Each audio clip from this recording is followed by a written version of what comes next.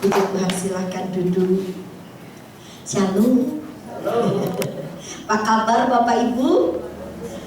Paling seneng kalau kita datang kepada pribadi atau seseorang lalu orang itu menyambut kita.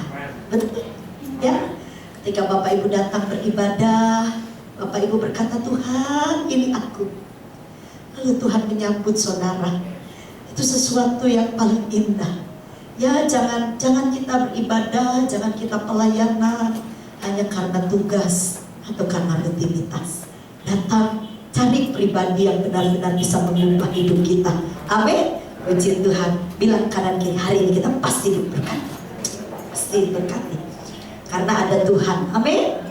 Bapak Ibu, saya ingin mengajak Bapak Ibu untuk memperhatikan tentang apa yang Tuhan Yesus katakan. Begini Bapak Ibu, kita lihat dulu dalam Matius pasal yang ke-16. Matius pasal yang ke-16 ayat 18.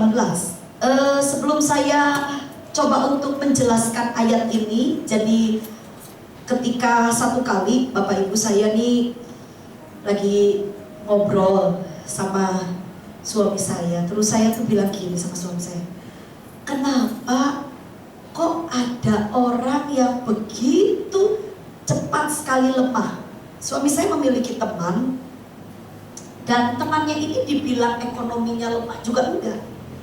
Ya baik sebenarnya saudara, bagus ekonomi, dia punya rumah, punya kendaraan, anaknya sekolah di Petra, buat saya oke lah gitu kan. Tapi saya cukup kaget ketika suami saya cerita sama saya bahwa temannya ini akhirnya mengalami sesuatu yang fatal sehingga dia harus rumahnya, ya, semua asetnya disita. Saya tanya, lu kenapa? Lah iya, katanya ada orang yang datang dan itu baru dikenal. Ya, baru dikenal ini bisa 3 bulan, bisa 4 bulan. Buat saya saudara, untuk kita bekerja sama atau mempercayai seseorang dengan satu kepercayaan yang mungkin itu adalah aset, harusnya kita nih harus ngerti dulu dari mana asal-muasalnya orang tersebut. Betul nggak Bapak Ibu? Nah, entah kenapa ya suami saya bilang, ya itu mah namanya orang itu pengen cepet kaya. Segala sesuatu pengen instan, pengen cepet, akhirnya cepet jatuh, saudara. Nah, hari ini saya berpikir, kenapa ya banyak sekali, saya nggak bicara orang yang tidak kenal Tuhan, saya bicara orang Kristen, orang yang mengaku dengan mulutnya bahwa Yesus Tuhan itu adalah Tuhan. Begitu mudahnya mereka jatuh di dalam dosa, dan begitu mudahnya mereka dipengaruhi oleh tipuan-tipuan iblis. Nah, mari sama-sama kita memperhatikan ayat ini, Bapak Ibu, biarlah kebenaran firman Tuhan ini akan memerdekakan kita. Amin. Karena saya sendiri saya berpikir begini dengan suami saya, terpah. Dulu itu sebenarnya mama juga ya tidak sekuat ini. Saya juga mikir, saudara. Waktu saya remaja juga saya cepat lemah, ya, cepat digoda. Kalau sepertinya teman udah gini nyontek, rasanya mikir gini, iya ya, malamnya kita ngelencet jalan-jalan, terus besok pulangan nyontek aja. Itu, aduh, apalagi kalau bayangin 80% sekelas nyuruh nyontek. Aduh, sudah bayangin tuh. Yang cuma 20% aja yang gak punya nyontek karena dia memang juara 1 dan juara 2 gitu. Juara 3-nya saya, saudara. Terus dia bilang nyontek aja gitu. Saya kalau nggak belajar aku udah bisa gitu kan. Tapi begitu mudah jatuh. Saya berpikir, dan itu godaan-godaan suetan, saudara ya. Entah itu dari manusia, entah itu dari pikiran, itu terus berlanjut sampai di satu titik. Saya menyadarinya ketika anak saya berkata kepada saya, oh bilang gini, Mah, Joy pengen tanya sama mama, kenapa? Ya apa caranya gak jatuh di dalam dosa? Mama kok bisa tahan itu ya apa? Nah, saya juga kaget, Joy kok bisa melihat, iyo, Joy ngerti kok, mama kan diajak ini, diajak itu, mama tuh gak mau terus. Terus mama suka bilang sama Joy, itu gak sesuai dengan firman. Dan anak saya ternyata memperhatikan, itu gimana mah caranya nolak kayak gitu. Soalnya itu sebenarnya kalau dilihat-lihat kan, kalau sepertinya mama meng-ACC kan mama jadi banyak teman. mama ACC itu loh, wih, duitnya mama akeh, gitu ya, dari dasar anak gitu ya. Ini, coba bayangin Joy itu masih kelas 2 SD, saudara, dia waktu meninggal ungkungnya, itu saya sampai bilang gini, semua pada nangis, ya namanya juga masih anak-anak ya. Ditanya sama yang mesong itu, terus gini, Joy, engkau udah meninggal. Iya, aku dapat warisan. Astaga. Oh, papa mama aja ngomong begitu. Iya, apa warisannya Joy? HP ku, jadi milikku. Mama, engkau udah bilang loh, waktu engkau masih hidup, Joy bilang, engkau kalau engkau mati sampai driver saya kaget. Terus nah, papahan mertua saya itu almarhum tuh ya, orangnya memang sangat baik. Joy ini cucu yang disayang. Jadi ketika mau ke rumah sakit, Joy-nya tuh ikut. Terus gitu, Kum, kalau engkau mati, enggak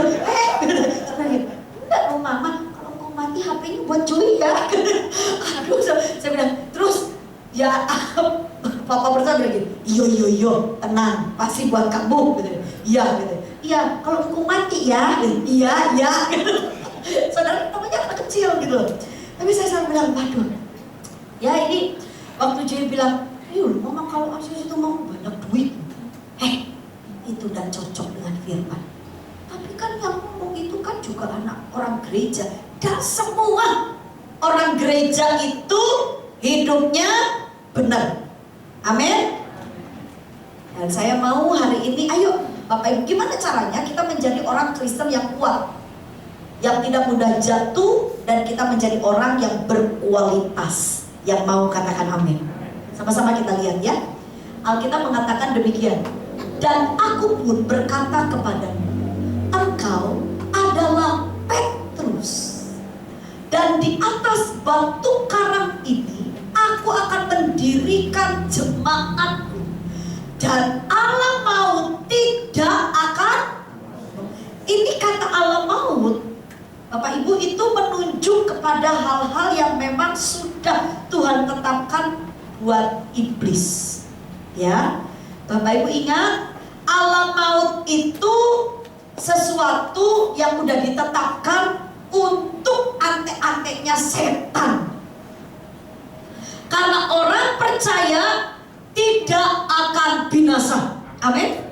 Kita cuma mati secara tubuh, tapi Bapak Ibu setelah itu kita tetap mengalami kehidupan yang kekal. Nah, perhatikan ayat selanjutnya, ayat 19. Setelah Tuhan Yesus bicara seperti ini, maka ayat 19 kata begini, kepadamu, nah ini Tuhan bilang, akan kuberikan kunci kerajaan surga. Kata kunci kerajaan surga itu menunjuk kepada otoritas, kuasa. Amin. Coba bilang kanan kiri, ada kuasa. Dikasih kuasa kita ini saudara. Nah, kuasa untuk apa? Apa yang kau ikat di dunia ini akan terikat di surga, dan apa yang kau lepaskan di dunia ini akan terlepas di surga. Artinya ada kuasa dari surga. Ini Bapak Ibu, mari kita cerna dan kita pahami ayat ini dengan baik. Next, kembali ke ayat 18. Kita akan coba melihat ayat ini karena ada banyak sekali beberapa yang mentafsirkan agak sedikit salah. Kalau saudara mentafsirkan ayat ini mungkin hanya jiplak langsung di ayat yang setiap negara mungkin punya bahasa masing-masing. Saya coba cek dari bahasa asli. Bapak Ibu, dalam bahasa asli itu ada dua kalimat yang perlu Bapak Ibu pahami. Perhatikan. Dan aku berkata kepadamu, engkau adalah Petrus. Kata Petrus di sini ditulis Petros. Petros itu berbicara tentang batu kecil. Petros. Lalu Bapak Ibu lihat, dan di atas apa? Batu karang, ditulis Petra. Beda. Nah, ada banyak sekali sampai akhirnya mungkin saya tidak usah nyebutkan ya, tapi Bapak Ibu pasti mengerti. Ada sebuah gereja, karena dimulai dari ayat ini, mereka sangat mengagungkan Petrus. Karena mereka berkata begini, kalau diperhatikan mereka mengklaim bahwa Petrus, dari hidup Petrus inilah akan dibangun jemaat. Nah, kata jemaat di sini, jemaatku itu memang sebuah korporat ya, besar, banyak, bukan cuma sedikit.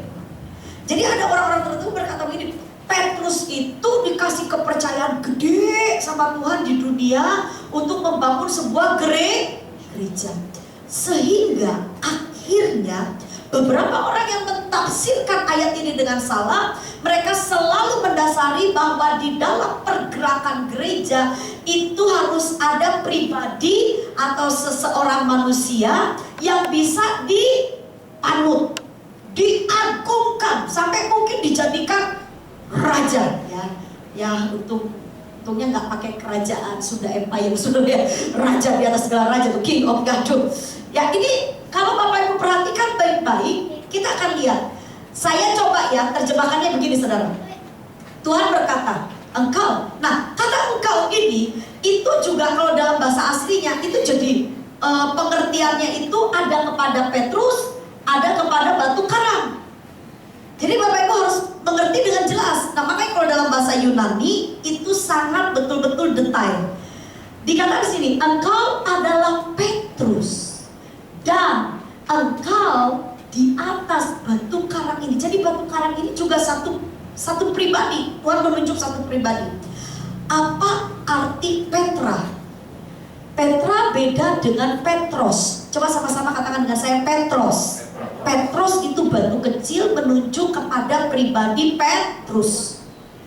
Nah, sedangkan batu karang yang ditulis Petra, Petra itu artinya batu yang gede. Kalau Bapak Ibu dapat berkat, pergi ke Israel, ada bonus biasanya dibawa ke Petra. Ada apa di Petra? Itu 7 keajaiban dunia, itu batu-batu yang besar-besar.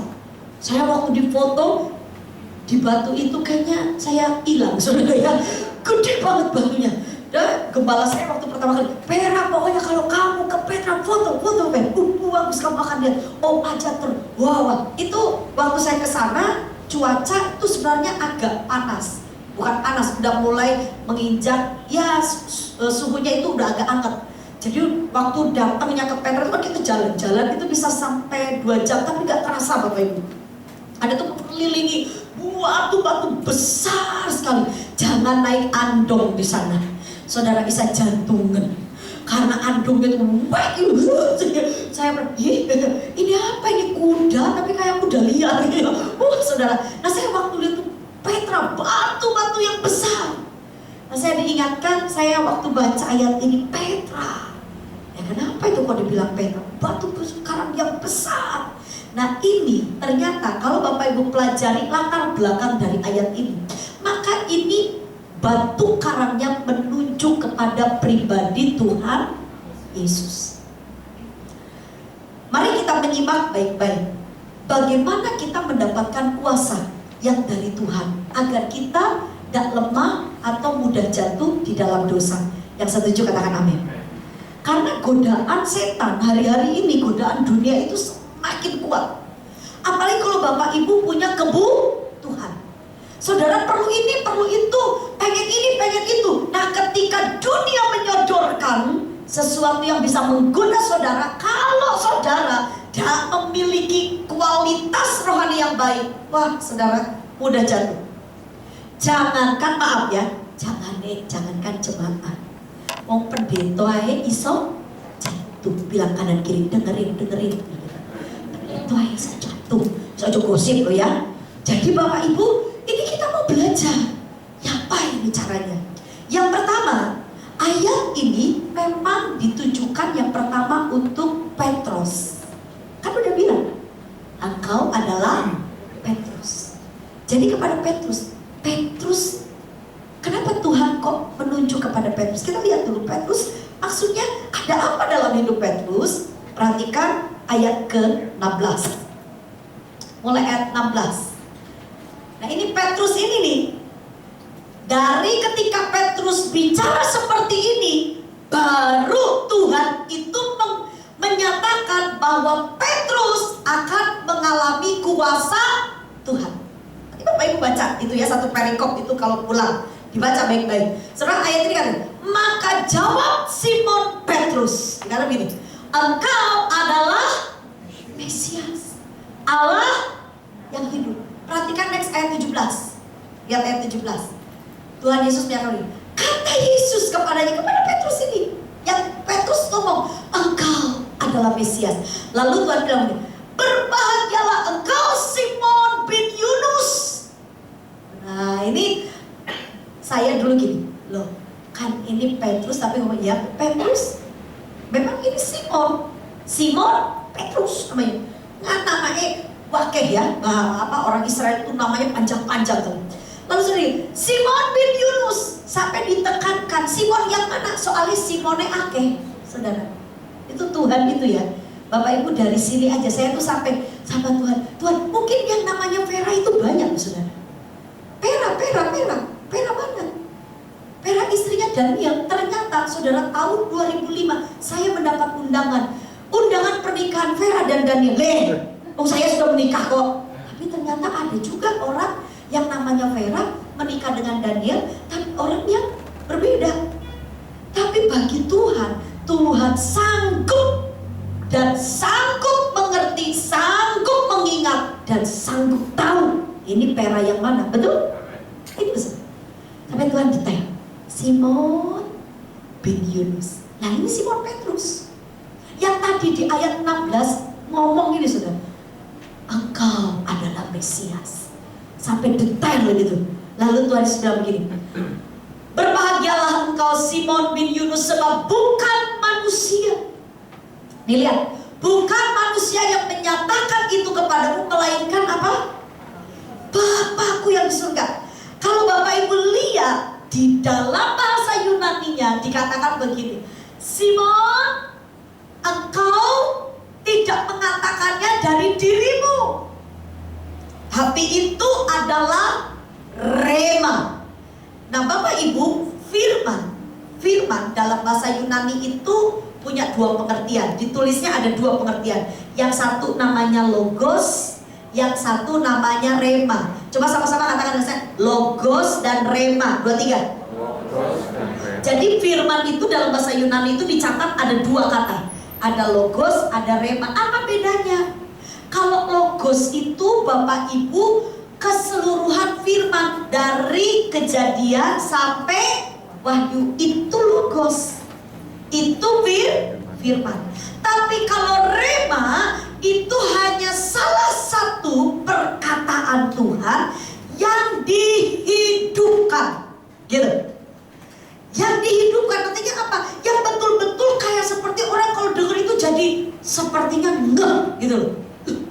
Oh iya, kayak seperti penyikapan. Yang paham katakan amin. Ya, sekarang lihat saya gini-gini itu ngerti nggak? Ya kan? Kalau nggak ngerti, angkat tangan ya Bapak Ibu. Loh ini firman saudara. Firman ini makanan rohani kita. Kalau saudara nggak ngerti kan ngeblank nanti.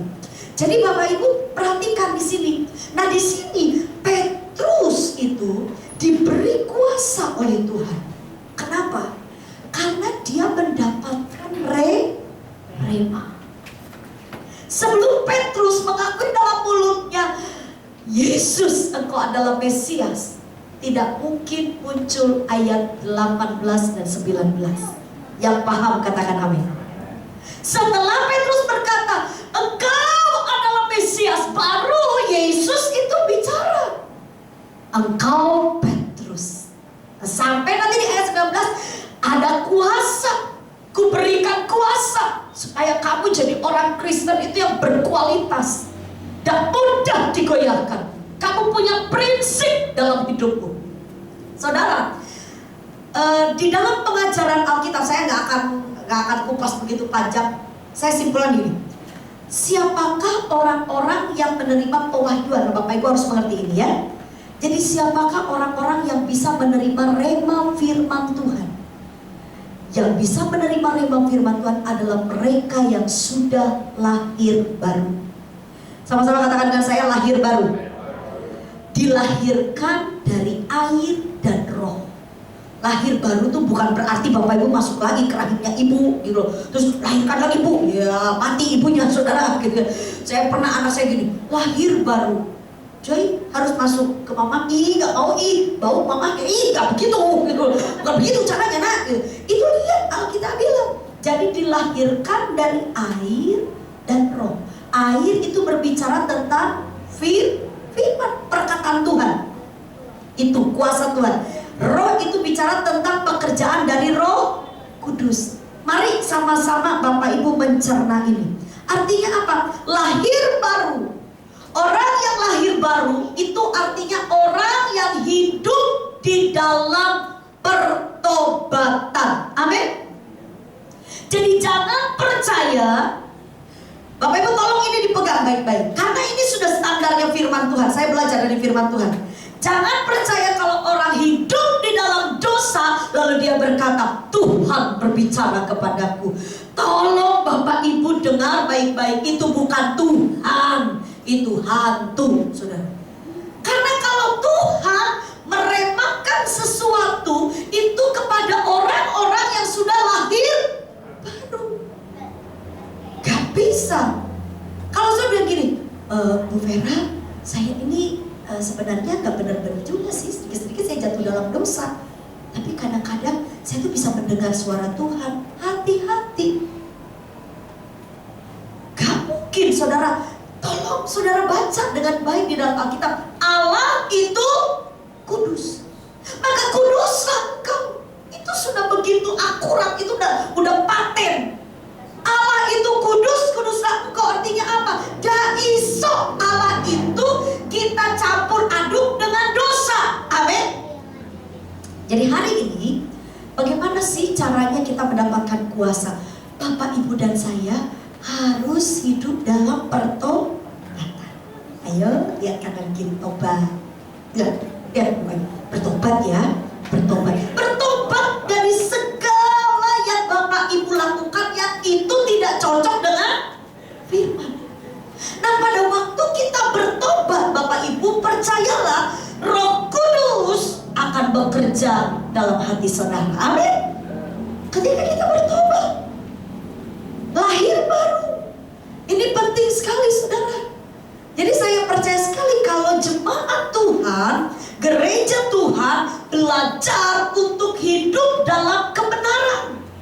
Ya, bukan berarti orang yang ini orang betul-betul nih bertobat. Kata bertobat itu berarti orang ini pasti juga mengalami rintangan dalam hidupnya. Bisa jadi juga dia jatuh di dalam dosa. Tapi karena bertobat, makanya dia tinggalkan dosanya. Tolong Bapak Ibu sadari bahwa tidak ada satupun di antara kita yang tidak berdosa. Yang dengar katakan amin. Semua kita itu sudah procok lahirnya, itu sudah ditakdirkan memang berdosa. Coba bayangkan Bapak Ibu, dari kecil kita udah nyakitin orang tua kita. Ya, saya dulu itu saudara saya, waduh, Joy itu, maaf ya Bapak Ibu, kalau minum, ya padahal anak saya itu perempuan, saudara. Tapi waktu jadi bayi, saudara, ya waktu bayi usia ya sekitar sampai Joy ini minum ASI sama saya 1 tahun. Ya, saya itu sebenarnya udah rencana 2 tahun saya kasih ASI sama Joy. Tapi waktu sudah dia 1 tahun, saya diminta pelayanan di Magelang. Nah, saya harus menginap 1 malam. Papa mertua saya udah izinkan saya bawa bayi, bawa anak saya. Lalu bilang gini, udah Lape, kamu taruh aja ASI kamu di kulkas, di freezer itu, nanti dicairkan habis papa. Udah. Ternyata anak saya ketika mulai didot, Bapak Ibu, mungkin dia merasa dot lebih enak kali ya. Jadi, aduh saudara, itu saya coba bayangkan. Ibu-ibu pasti mengerti ya. Waktu kita melahirkan bayi, dari bayi itu, manusia itu sudah nyusahin. Yang mengerti katakan amin. Dari bayi, saya baru tidur, udah capek, tidur. Ya menit, apa menit ya gitu. Itu 2 jam sekali. Nah terus kepengennya saya, ya tak kasih 2 gelas langsung gitu ya. Tapi langsung meninggal ya saudara kalau gitu. Ini namanya bayi, cepet. Selesai, saya udah kasih lagi. Ayo minum lagi yang banyak, nah ayo. Dimasukin, lepeh. Ya memang khususnya cuma segitu saudara. Ya saya pikir, aduh ya sudahlah gitu ya. Tapi itu 2 jam sekali kebangun lagi. 2 jam sekali kebangun. Kadang-kadang suami saya pakai alarm.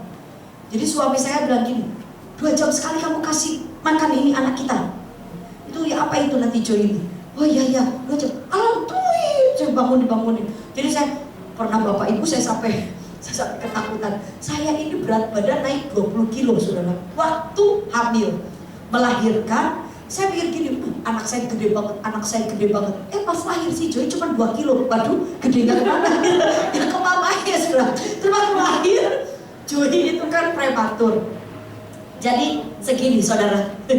Itu waktu digendong sama suami saya tuh semua orang bilang, "Pak, gak pantas kok anaknya cili, Pak, bapaknya gede," gitu kan. Lah anaknya cili. Jadi Joy itu cuma dipegang sama suami saya tuh pakai tangan begini. Karena memang prematur, dan waktu itu saya cuma bilang, "Tuhan tolong, Tuhan tolong." Nah untung udah agak gede, mungkin karena saya itu sampai bilang sama Tuhan, "Ampuni aku gak pengen anakku, tapi aku ngantuk." Jadi saya pun lagi kasih minum, saudara, bisa anak saya ternyata dipenyet, kepenyet saya tuh sampai, "Tuhan ampuni ya." Saya Joy itu pernah jatuh, saudara. Saya sampai nuangis jatuh. Jadi waktu itu kalau ya itu anak, jadi saya juga kaget ya, namanya juga ibu baru pertama kali, saudara. Saya jadi ibu itu, Joy itu anak pertama. Jadi saya juga lagi belajar. Suami saya udah bilang gini, "Hati-hati yo, hati-hati tuh anak, bukan boneka." Iya ya, saya juga ngerti gitu. Jadi dari kecil kita manusia itu udah nyusahin sebenarnya. Tapi coba saudara, kita mau belajar hari ini. Meskipun seperti itu, saudara harus mengerti, kita manusia diciptakan oleh Allah itu sempurna. Amin.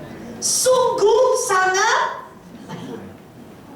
Tapi hanya karena yaitu ya nenek moyang kita, jangan salahkan Hawa. Jadi saudara kalau ke surga, ada saudara satu Jumat bilang, "Saya mau ke surga Bu Vera." Puji Tuhan. Tapi saya punya tujuan. Kenapa? Tak marahin Hawa, lu cok gitu. Dia masuk ke surga, kok pengen ketemu sama Hawa dan dimarahin. Cok gitu. Iya, gara-gara Hawa ini katanya sama Adam ini jatuh dalam dosa, kita jadi kayak begini. Lah ya ojo gitu, ojo dendam. Saya bilang, "Ampuni Oma Hawa itu ya. Kita ya gak pernah ngerti ya Hawa itu kayak apa, Adam itu kayak apa." Tapi ada orang-orang tertentu karena belajar firman terus ini, ini gara-gara Adam sama Hawa ini gitu ya.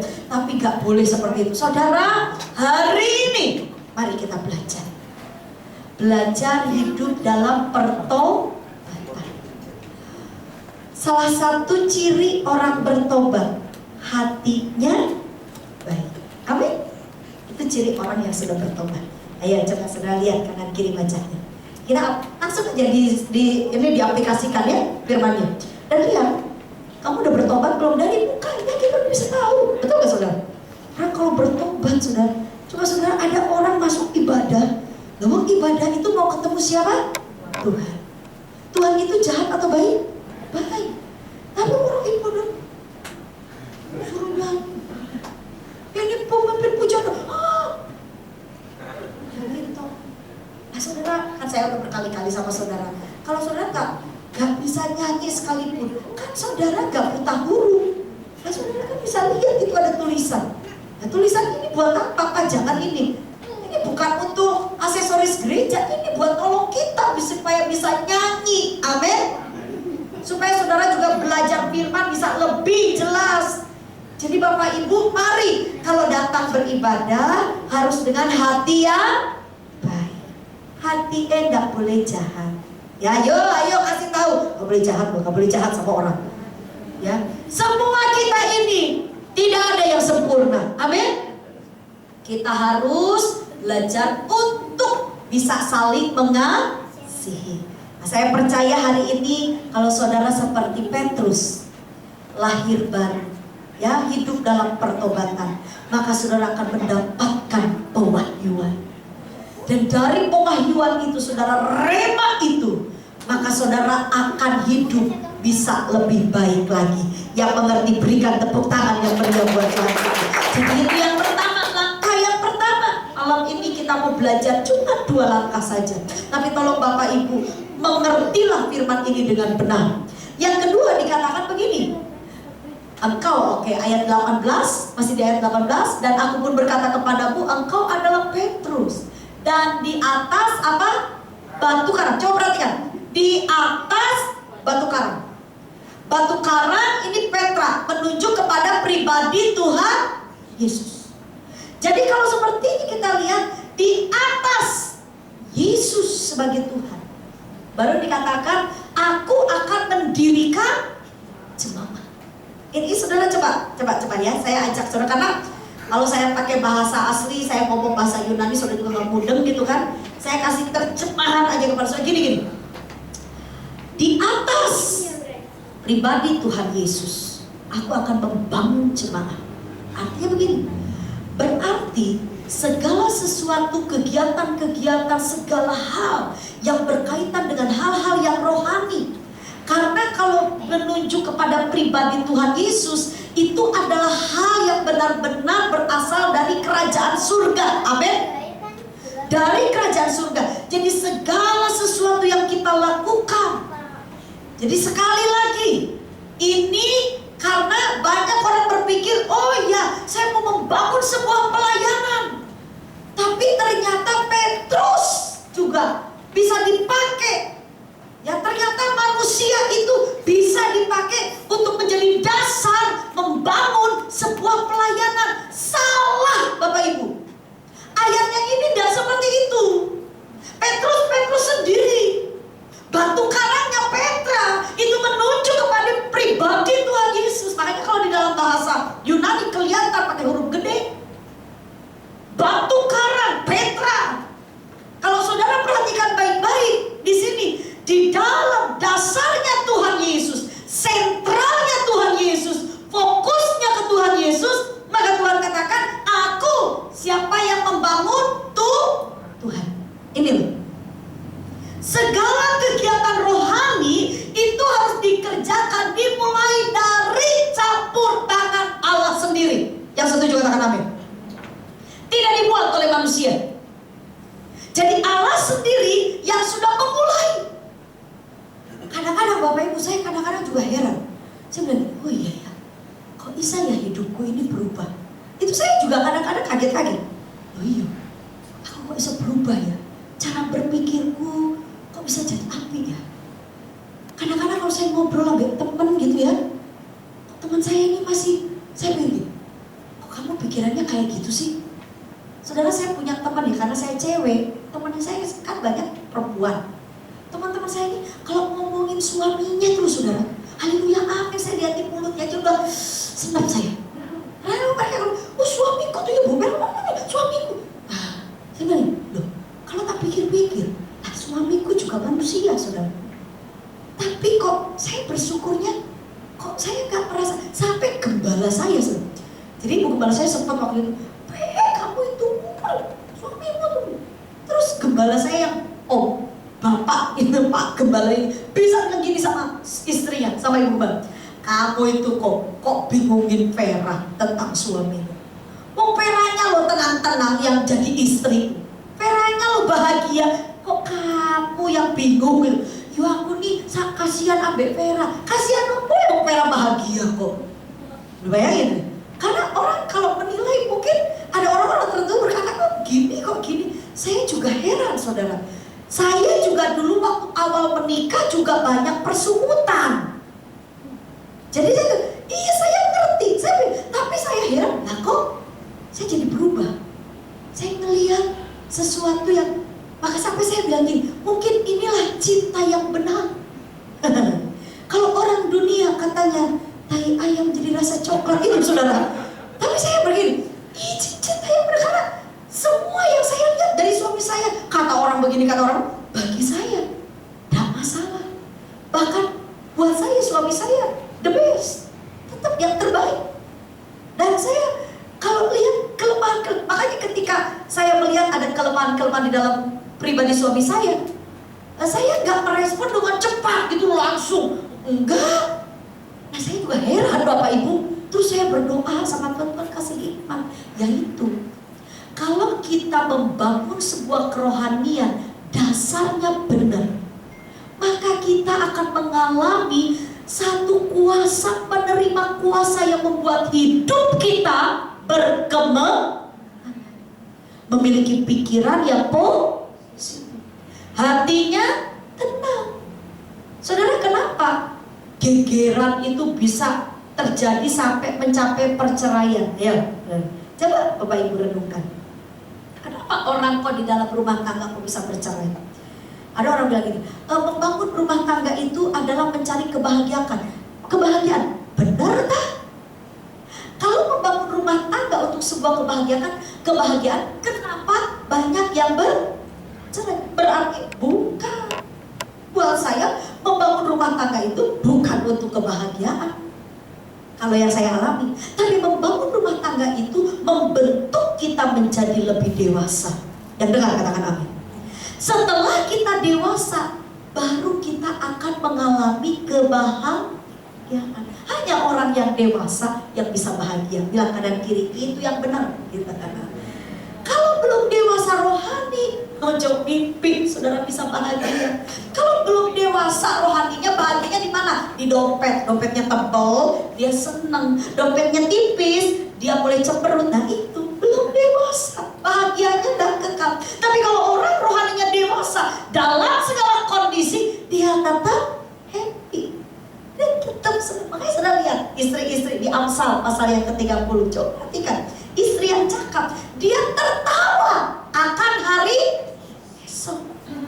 Bukan berarti, saya mau jadi istri yang ketawa. Ya kayak gitu juga gitu. Gak ada makanan.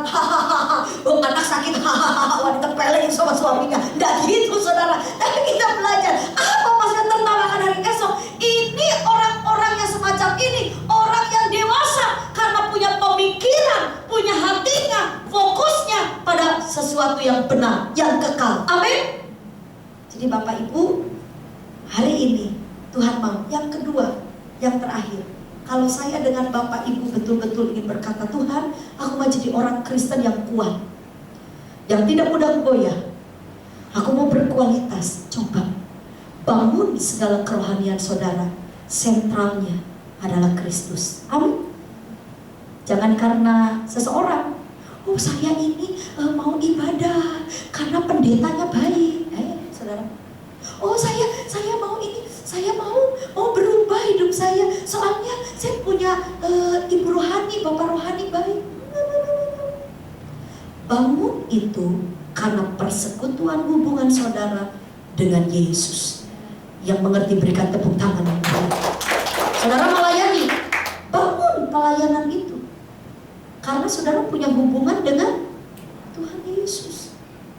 Kalau saudara belum nyampe ke situ, gak akan dewasa-dewasa, jatuh terus, jatuh bangun. Ada lagu lagi nantinya. Saudara gak akan bisa melihat sesuatu yang lebih. Nah, malam ini saya percaya, ketika saudara membangun hubungan dengan Kristus yang benar, saudara menjalani hidup ini dengan satu pengertian. Saudara mulai belajar untuk mengenali pribadi Tuhan Yesus. Coba saudara ini Tuhan saudara ini bukan dongeng. Amin. Real, hidup, nyata saudara. Ayo Bapak Ibu belajar. Kalau doa jangan asal sekedar. Nah ini ya, saya ini dari kemarin saudara dalam 1 bulan ini ngajari jemaat, kalau mau bangun hubungan sama Gusti Yesus, tolong. Salah satu hubungan yang sehat itu terlihat dari komunikasinya. Jadi hubungan dalam suami istri aja kata keluarga yang sehat adalah keluarga yang bahagia. Dilihat yang pertama, komunikasi yang baik. Jadi harus baik, harus sehat gitu kan. Maksudnya gimana? Coba saudara, kalau saudara doa, saudara seperti bicara sama tembok, itu berarti komunikasi saudara lagi gak sehat.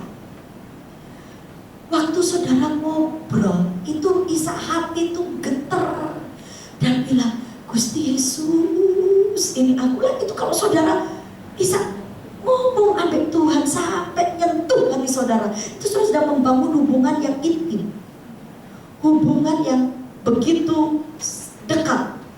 Saya selalu ajarkan, kalau membangun hubungan dengan Tuhan, jangan secara korporat. Korporat itu apa? Banyak komsel, persekutuan doa, ibadah, atau mungkin mesbah keluarga. Itu juga kan lebih dari 3 orang, lebih dari 2 orang. Kalau sudah membangun hubungan, coba bayangkan seandainya dia ada cowok sama cewek, dia kepengen saling mengenal, terus udah tertarik, kepengen hubungannya lebih dalam. Tapi pengenalannya, ketemunya hanya di event-event aja, jadi nggak membangun hubungan secara pribadi berdua gitu. Kalau jalan si cowoknya bawa mamahnya, bawa papahnya, bawa tetangganya, bawa adiknya, terus ceweknya bawa seluruh gitu ya teman-temannya. Jadi kalau ketemu tuh harus banyak orang. Loh, saudara, ya maaf, kalau yang banyak-banyak orang itu ya mungkin buat remaja saya setuju. Tapi kalau orang sudah mau married, udah dewasa, dia perlu mengenal dengan benar. Amin. Bagaimana cara mengenal? Harus ada waktu berdua. Kenali sopo cewek ini, cewek beneran atau jadi-jadian, sudah harus tahu. Terus diujinya di mana? Oh kalau gitu saya coba dulu, itu setan, saudara. Ada kayak begitu, saudara? Ya coba. Kalau saudara, saya percaya, saya itu saudara ya, kalau mengkonseling atau ada satu kali cepat bilang, Bu Vera minta tolong ini gini-gini. Ya memang kebanyakan saudara memang banyak melalui chattingan WhatsApp karena kesibukan saya. Tapi ada satu kali kalau urgent sekali, saya harus berhadapan muka. Kenapa? Karena roh saya ini bisa ngerti, saudara. Dari mulai gaya bahasa tubuhnya, dari apa saya bisa tahu orang ini marah, orang ini lagi mangkel, orang ini bingung. Gak mungkin saudara ya, semua kita ini dikasih sama Tuhan itu hikmat. Amin. Saudara, kalau muka senang itu ya pasti kita gak mungkin. Oh kamu senang sih pada gini, oh senang sekali. Ya gak mungkin gitu loh. Kita kan bisa lihat langsung gitu saudara. Lu dia nangis, oh iya ini sakit, berarti ini sakit hatinya nih, terluka. Jadi dalam hal seperti itu kita perlu berdua lihat. Sekali-sekali loh, saya sampai sekarang loh saudara, sampai detik ini saya kalau dengan suami itu kalau lagi berdua saya, Pak, apa? Tatap lihat wajah mama. Terus suami saya, aduh bosan, jangan. Tapi apa sih tatap? Nah, suami saya ada kelemahannya, dia nggak berani natap saya. Kalau saya nggak tahu kenapa pengen natap pada saya. Pasti. Dan suami saya kalau ditatap tuh jadi senyum-senyum sendiri terus merah saudara pipinya. Kamu kenapa sih? 17 tahun kita menikah gitu. Kok kayak begini gitu? Iya, nggak biasa. Emang ada orang-orang tapi saya aja dulu. Ayo, lihat mama.